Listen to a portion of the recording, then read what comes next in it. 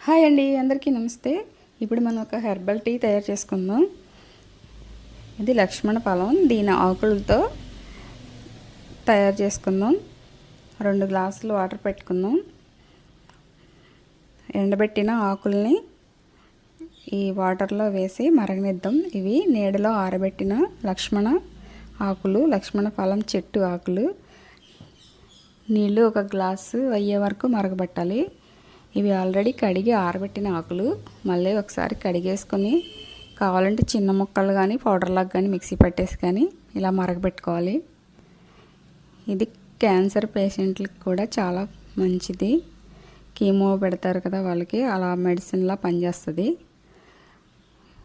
Normal వాళ్ళకి కూడా కాళ్ళు వాపులు, బాడీ పెయిన్స్ కూడా తాగొచ్చు ఈ నీళ్ళు.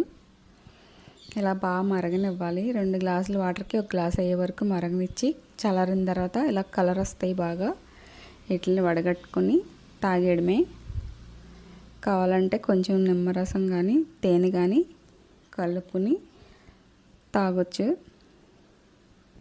ఇది ఒక హెర్బల్ టీలా పనిచేస్తుంది.